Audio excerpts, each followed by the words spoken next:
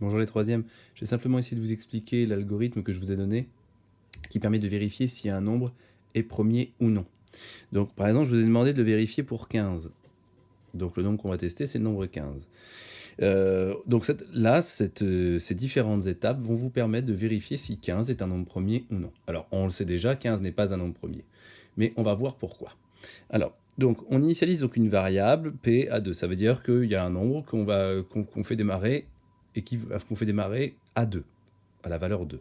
Et on va calculer le reste dans la division euclidienne du nombre qu'on a choisi par le nombre p, c'est-à-dire 2. Si je fais 15 divisé par 2, je rappelle que la division euclidienne, c'est cette division-là, et vous vous arrêtez avec un quotient et un reste entier. Dans 15, il y a combien de fois 2 7. Il y va 7 fois, et il reste donc 1. Le reste vaut 1. Et là, vous avez une question. Est-ce que le reste est différent de 0 ? Oui ou non ? Et bien là, en l'occurrence, le reste c'est 1, donc oui, il est différent de 0. Comme il est différent de 0, je vais augmenter P de 1. C'est-à-dire que P, il valait 2, maintenant P vaut 3. Et je recalcule à nouveau le reste dans la division euclidienne de n par P. C'est-à-dire je fais 15 divisé, cette fois-ci, par 3. Donc, combien de fois ? Eh bien 5 fois. 5 fois 3, ça fait 15. Et il reste 0. C'est-à-dire que quand j'obtiens un reste qui est égal à 0, je sors de cette boucle-là.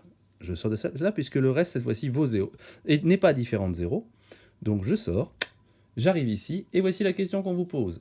Est-ce que le nombre P, que vous avez fait évoluer, là, qui a démarré à 2, que vous avez fait évoluer à 3, est égal au nombre que vous avez divisé ? Ben non, ici c'est pas le cas, puisque le nombre que l'on teste depuis le début, c'est 15.